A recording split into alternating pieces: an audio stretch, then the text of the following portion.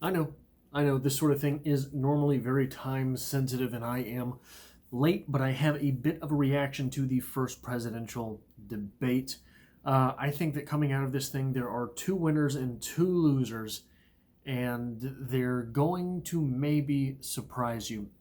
The first loser coming out of this is you. The first loser is you, but not, I think, for the reasons that are presumed, not for the reasons that the media is making us out to be the losers. We are the first and foremost loser here. But it's because, look, was this thing a shit show? Absolutely. But decorum is for the shameful, okay? This thing was a shit show, but golly, it sure was entertaining. Um, Tim Pool on his channel outlined how the debates television ratings were down something like 60%. Something insane. Now, I know that there's going to be a big uptick online as I was able to watch some of the debates live, and the part of the debate that I was able to watch live, there were 1 million concurrent viewers. And I would imagine that when there are 1 million concurrent viewers, there are actually many more than that. It's something that is difficult to track.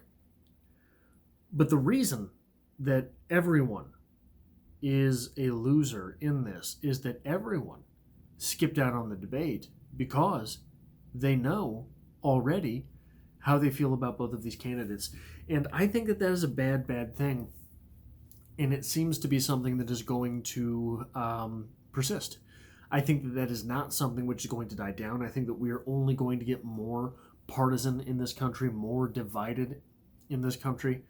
Um, and with that, there will be less and less utility to something like a presidential debate. Why watch a presidential debate when you know that A, there's no way you're voting for Donald Trump, or B, there is no way you will ever vote for Joe Biden?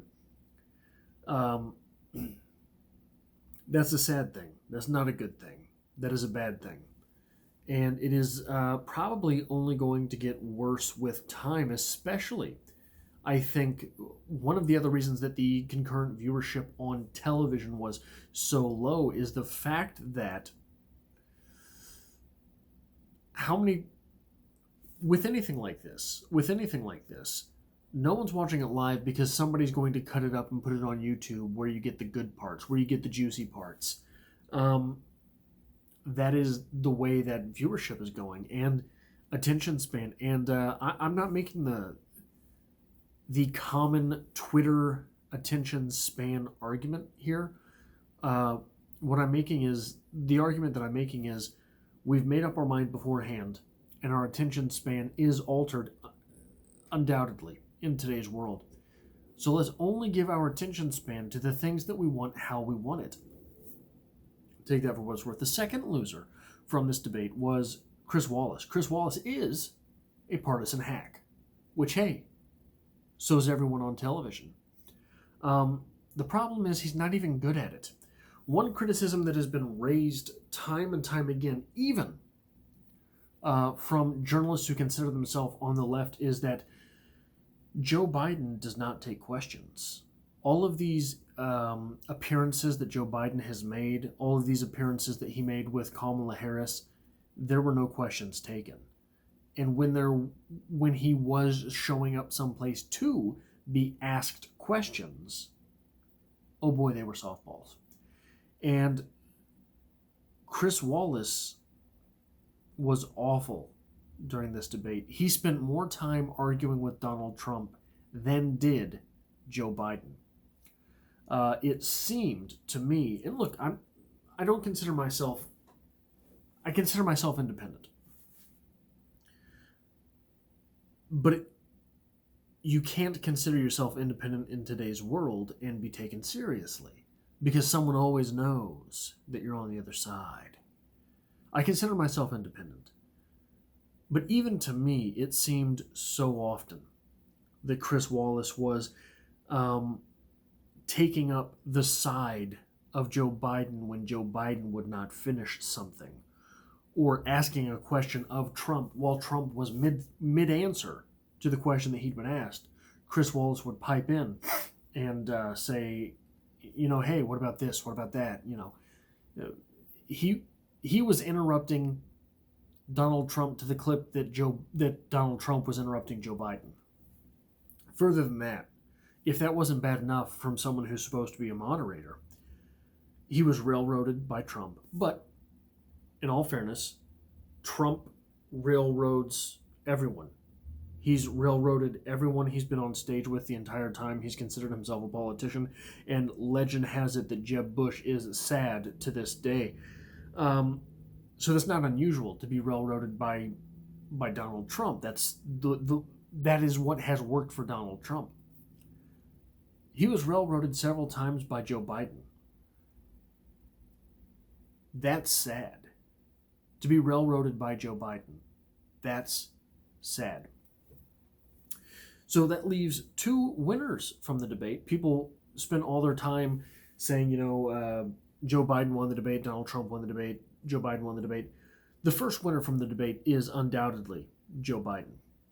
The bar for Joe Biden was set so abominably low that the fact that he showed up and went the entire debate without passing out or confusing Donald Trump for his mother, that's a win. And I don't mean that facetiously. That's a win. Joe Biden looked better in this debate than he has his entire run for the presidency. On top of that, on top of looking better than he has this entire time, I mean, you can go back to him being on stage with Buttigieg and Bernie, and he looked tired the whole time. He looked lost the whole time. He would always start an answer and you know the thing. He was doing that all the time while on the stage with Elizabeth Warren and Kamala Harris and Buttigieg and Bernie. He was not finishing answers. I would guarantee you 25% of the time he was not finishing answers, which is insane. He didn't do that. He didn't do that in this debate. And on top of that, he called Trump a clown to his face twice, which is going to go over very, very well with the leftist base, and it's going to go over very, very well with the media. They're going to eat that up.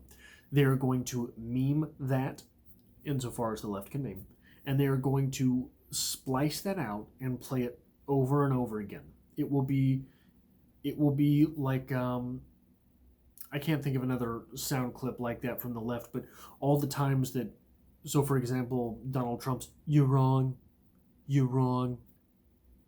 that was spliced into everything in 2016. This is going to be spliced into everything going forward in 2020. And the final winner from the presidential debate, make no mistake about it, was Donald Trump. This was not a great showing for Donald Trump. There was nothing new from Donald Trump. There were several times where Donald Trump did not answer incorrectly as much as incompletely, it seemed.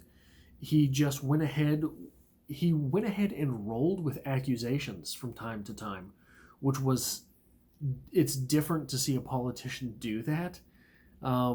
He basically went into the Philly shell, it seemed, at times, in a debate fashion. He just went into a Philly shell and took it because he's going to come back with something else. He's going to come back with a counter. He was counter punching. But look, this is Donald Trump. This is who he is. It is what he does. This is Donald Trump. The Donald Trump that we've seen since the moment Donald Trump came down that escalator in Trump Tower. This has been Donald Trump. And no one expected anything different from Trump in this debate. So the fact that he gave exactly what his base wanted has to be considered a win. I was watching Styx the other day, and Styx pointed out that incumbents often have a poor showing in the first debate. But here's the way you know Donald Trump won. Is at least a winner in this. They're going to start cutting off his mic. They're going to start, they say they're going to do it for both candidates, we'll see, but they're going to start cutting off his mic. Now, you can stop this video right now and YouTube Ronald Reagan dead mic. I don't know, it's going to take you directly to a video. I don't know if that's the title of a video. Ronald Reagan has a dead mic moment, and it has lived forever. If you give Donald Trump a dead mic moment, you will never live him down. The fact that he has been set up to have this dead mic moment might play out massively for him. So again, real quickly, the losers are you and me. The losers are Chris Wallace. The winners are Joe Biden and Donald Trump. It's going to be interesting to see how the rest of this debate season goes. There are already people calling for Joe Biden not to get back on the stage with Donald Trump. He is having to... I don't know. I don't know. But that's all I've got for this video.